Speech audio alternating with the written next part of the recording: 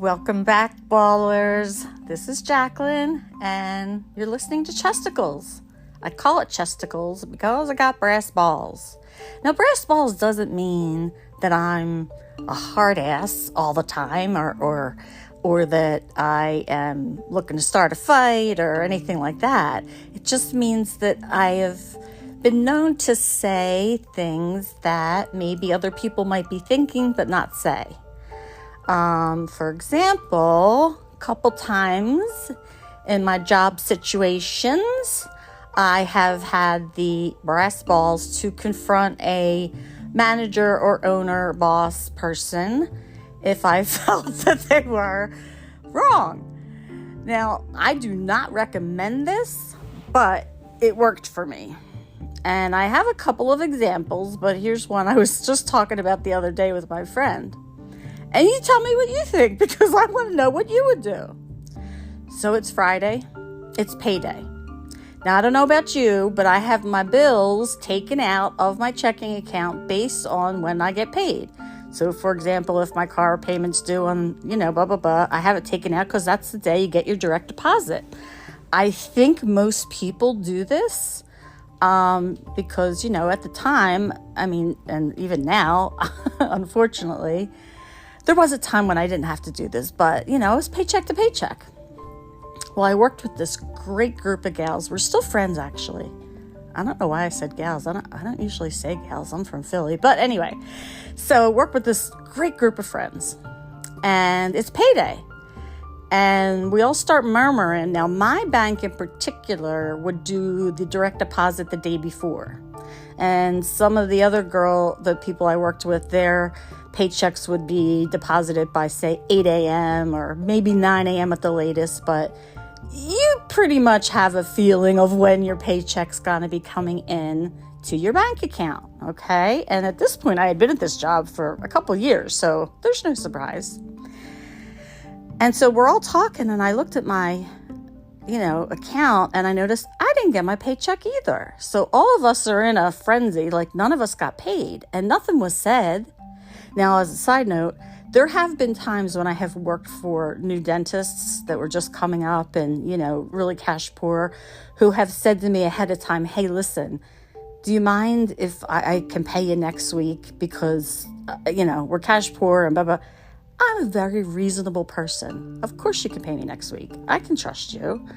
And it only backfired on me one time, and that's another funny story. But, listen, I'm reasonable, and I understand business because I come from a long line of entrepreneurs. My sister, my father, my mother, people all own their own businesses in my family. Well, this Friday, I don't get my paycheck. None of the other people get their paychecks, and we're all hubbubbing about it. And we're like, well, what the heck? What the heck? What the heck? And, naturally, most normal people would just be afraid to say something or, nobody wants to rock the boat, and I get that and I respect that. But I don't mind rocking the boat when it comes to principle. Now, it's not just about being right for me. It's about the principle. So I very kindly, very gently, very nicely went up to the boss/owner and I said, hey, for some reason we didn't get our paychecks today. They weren't directly deposited into our accounts. He was like, well, they'll be in there later. I said, I don't think so, because for all the time I've been working here, that paycheck comes in overnight and it wasn't in there. And now it's after 9 a.m. and Susie Accusey and this one and that one, nobody got their paychecks. I think paychecks may have made a mistake. Now, deep inside, I know paychecks didn't make a mistake because, not that they don't, but my guess was paychecks was never called in by the wife who did the payroll. And that's okay. We're all human. We make mistakes, but I wanted it rectified, and I wanted it rectified immediately. So, because see, this is the other thing. Like, I fight for myself, but I fight for the people I love, and I love these women. I mean, they're just all flipping rock stars. So I said, it's not going to happen later. That's not how the banks work. Like, according to everybody, they always get their paycheck deposited by, I'm going to say 9 o'clock is what I think it was. And right away he got defensive, even though I was using my sweet voice. Like, I think Paychex might have made a mistake. I'm not, like, could you check into it? I don't need to check into it. I told you it'll be there later. It was called in. Well, now, of course, my hackles get up, and I was like, but then why can't we check on it? Then you can see how I'm an annoying person, because he doesn't want to deal with this. Because A, he's the boss, and he doesn't do payroll. His wife does it. And B, he doesn't want to face the fact that it's a possibility that his wife may not have done this. And C, I'm a thorn in his side because I always have something to say. He doesn't feel like hearing from me, and he was in a mood. So I'm relentless. And I was like, well, can you please call Paychex? And can you, and I just keep going. Because I know something happened. So about 11:30 a.m. that same day, that pay Friday, his wife comes in looking like she just rolled out of bed. And she was very perturbed. And she said, I don't know what's going on. I'm going to call Paychex because, this can't happen. And I'll tell you what, I'll switch because if they're going to do this, and I don't know if my spidey senses are just keener than most people, but like, I knew she just forgot to call it in. And if you would have just said that from the get-go, we would have all figured stuff out. I mean, I had a savings account, which was overdraft protected anyway, but I was annoyed that I was like, arguing and stuff like that. She goes, well, I'll get to it. Well, then she has to make a couple calls then because, well, he overhears me and he thinks that I'm nagging his wife, which I guess technically, if you want to call one question a reminder, nagging, I mean, okay, fine, I nagged her. And he said to me, you know what? Let me tell you something right now. It's not our fault that this has happened. This is Paycheck's fault. And let me tell you another thing. Who is so irresponsible that they spend money they don't have? You, that's who. You're irresponsible. Uh-oh, Spaghetti-O. Now I unleash because I cannot believe that he's literally calling me irresponsible for forgetting, for not, for setting up my bill payments to go out when they're due based on my direct deposit. That is not a crazy thing to do. That's called the right thing to do. So I lost it. He's my boss, and he can fire me at any second. And I turned around and I said, I'm irresponsible. You know what? You're irresponsible. Because you're the owner of this company, and ultimately you are responsible that each and every person in this company gets paid on payday. There are laws that protect us from this. Do you understand me? Don't you dare call me irresponsible. Oh my God, I went totally apeshit. And he just looked at me like the crazy person that I am. And he's like, don't worry, you're going to get your paycheck. And I was like, okay, fine. Well, then it's like 12 o'clock. It's lunchtime. All of us go out to lunch. And everybody's like, oh my God, Jacqueline, my stomach was in knots. I had to run to the bathroom. The one girl was like, I threw up in my mouth a little bit. Like, I go, I'm sorry, but he called me irresponsible. Like, talk about flipping the script and turning things around. Like, that is wrong. Now, he could have said, you're fired, get the hell out of here. And, that could have happened. But it didn't. We all came back from lunch and he's standing at the time clock and we all clock in at the time clock and he's handing out checks to everybody, handwritten checks. He's handing them out and he hands me mine and I grab it and he goes, you. And I thought he was going to say, get the F out of my office, but he didn't. He says, get in your car right now, drive to your bank and deposit that paycheck immediately. And if anything bounces, you let me know and I'll take care of it. I want you to go now. I go, right this second now? Yes, now. I'm like, okay. So kind of unfair that I'm the only one who got to do that. But I think the bottom line of this whole story is that do not call me an irresponsible person when you forgot to call in payroll. Because I was a manager and I would call in payroll. Fortunately, I never did forget. But if I did forget, I would, and it was brought to my attention, I would immediately say, oh my God, I completely forgot to call in payroll. I would own it. But he twisted it back around. And he kept telling me, just wait. Just wait till what? The day's over and then it's the weekend and we don't have money all week or whatever. So that story was, oh God, we had some funny stories at that office. And don't get me wrong. I mean, he was a nice guy. He would buy us coffee, just random. If it was, the patient finished earlier, so I'm going to go get coffee. And he'd pay for it. Like, he had a lot of good qualities. But owning up to being wrong or making a mistake was not one of them. And he didn't like people like me who would, gently as I could point this out. Remember when I told you the story? I started very nice. I said, something seems to be wrong. None of us have, I never start off, in a rage, But if I start off and you're going to lie right to my face and give me a bunch of stupid excuses, I'm just not dumb. I'm not going to tolerate it. So yeah, I went off on him. Another time, the same office. Oh gosh. I don't know how he never fired me. Well, I do, because I really am a hard worker, and I was a good worker, and I was a dedicated worker, and I really cared. But another time, a patient came in. The hygienist recommended them to see me because they had a white filling on their front tooth, tooth-colored filling, right? And sometimes over the years, these things tend to get a little stained. So the hygienist said, well, let me have Jacqueline check this for you. Now, I'm not a dentist. I'm an EFTA. So I specialize in restorations.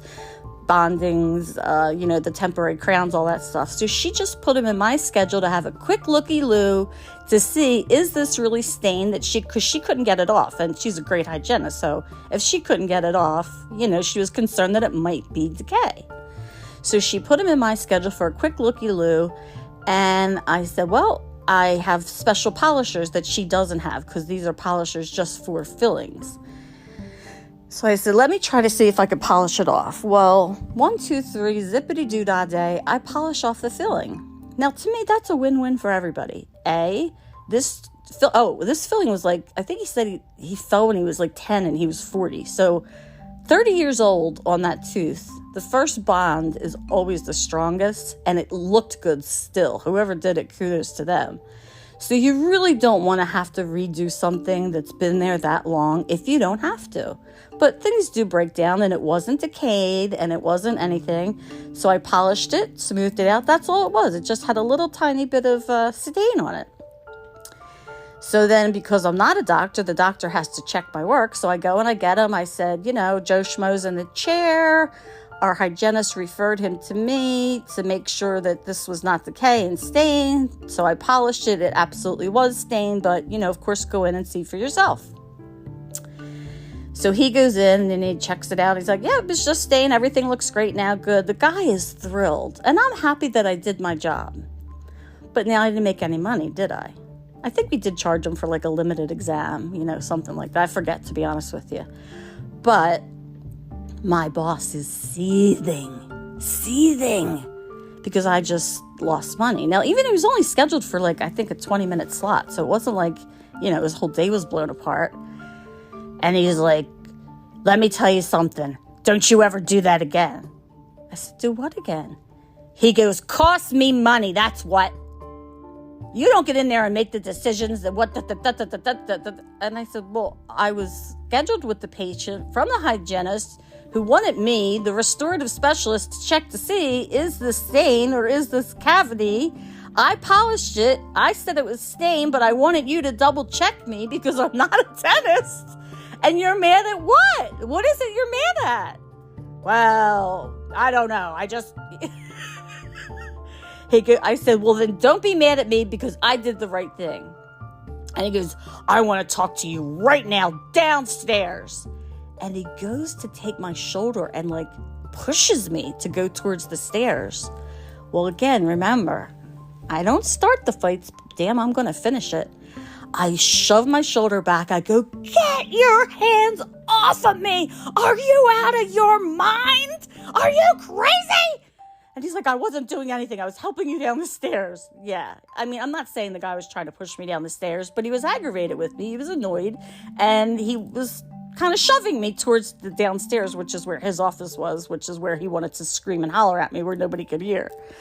But I said, no, I'm not going downstairs. And he goes, I told you to go downstairs. And I said, and I told you I'm not going downstairs because you are clearly very hot right now. I don't want to be down there alone with you. Once you calm down and take a few breaths and you want to talk normally with me, I'll be happy to talk to you. But the way you are right now, I'm not going downstairs alone in your office with you. Well, imagine that pissed him off even more. So the rest of the staff was like, oh my God, they're at it again. But he took a deep breath. He calmed down. He's like, well, you're right. I said, did you see decay? Because here's the thing. I had him check. So if I was wrong, because I'm not a dentist, I can't technically, legally, diagnose decay. But, I'm sorry that you didn't tell him, oh, this is going to need a crown and it's going to be $1,000 or $1,500 or however much crowns are nowadays. I felt like it was the integrous right thing to do, and he did not. So he was very annoyed with me. But in the end, he calmed down, and I guess after he thought about it, he realized I did do the right thing, and yeah, he kept me on. I didn't get fired from that job. I don't know how, but I have a couple of those stories. But at the end of the day, don't tell me I'm wrong unless you have receipts to back it up, because I'm happy to be wrong. I'm never afraid to be wrong, because I look at it this way. If I'm wrong, then I'm learning, right? Because I made a mistake. And now if I was wrong, I made a mistake, I can learn from it. And God knows I've made a million of them. I had another boss. Now, this wasn't in the dental field, but this was in my husband and I used to run a storage facility, like almost 600 units. Oh man, there's some stories in that I have to post on here. You'd be shocked. You'd be shocked at the amount of money people waste to save junk. Absolute junk. I mean trash junk. But, that's what paid my salary. So we ended up getting this new manager in, and we also were changing our software system. So I already knew from day one I didn't like this manager because he started to badmouth the head boss owner. And not that I liked the head boss owner, but I just didn't think a good manager should be bad-mouthing him. On day one, he was peacocking his feathers around and acting like, this, that, and the other. And I've been down this road too long. So I didn't care for him. And then he says to me, so I heard you're the market guru, and I need to come to you to learn about the SEOs with Google. And I said, well, I don't know about a market guru. I mean, I know a couple things, but, So he sits down and he's trying to tell me that according to... I'm sorry, I'm laughing. He's trying to tell me that according to his calculations, the way that Google is set up, we're paying $75 per click on our Google.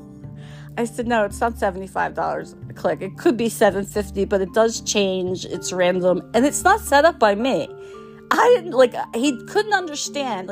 He literally thought that I set up Google to charge $75 per click on our store alone. And there were several stores. So we're going back and forth. And now, there's times when you just can't argue with an idiot because he really doesn't know anything. I don't even know how he got the job. He was in the hotel industry before that or something. But he's like, yep, it's $75 a click and we're getting 1,000 clicks. That's $75,000. I'm like, you're wrong.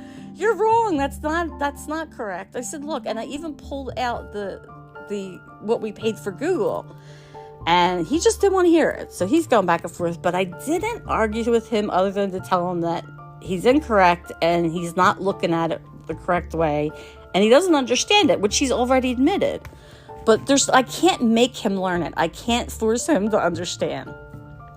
Well, a couple months after that, the software is up and ready.